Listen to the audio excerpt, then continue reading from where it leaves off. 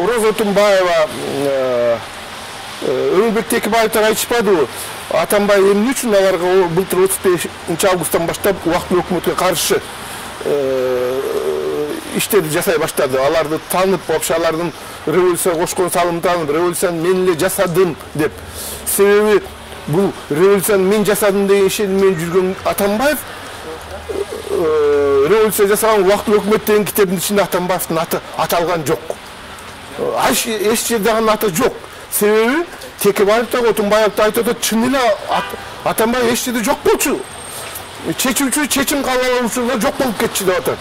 Ошого тарым кансып, кээ бир адам ишенбей турган нерсе да, жаш баласынын окуялары сыяктуу.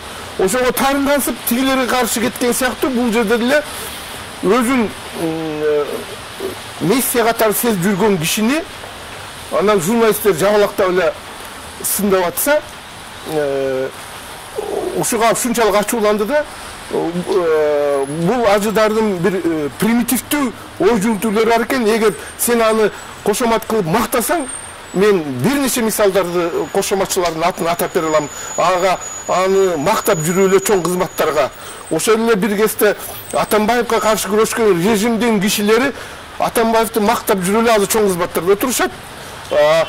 Ошо Атамбаев менен бирге Бакиевге каршы күрөшүп жүргөндөр тескеринче азыр сындап койгон үчүн бардыгы алды абакта турат, арты болсо куугунтук жеп жабылып атат.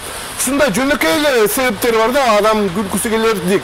Адам ишенбей турган жөнөкөй эле себептерден ал өзүн ушундай асмандан түшкөн киши сыяктуу, мен келсем эле Кыргызстан гүлдөп кетет деп, анан чынында гүлдөп атат деп сезген кишини сын бергенге дааган киши симилердин бардыгын жаап, ушундай өзүнүн мындан аркы өзүнүн схемасы ишке ашырыш үчүн, өзүнүн кийинки коопсуздугун, бийиктен кийинки коопсуздугун камсыз кылуу үчүн ошого шек келтирет, өзүнүн сыны менен шек туудуруп атат деп, кийин булар менин ушул системама тоскоолдук болот, системаны курганга деген басма сөз өкүлдөрүн, журналисттерди куугунтуктап, айыпка жыгып бардым.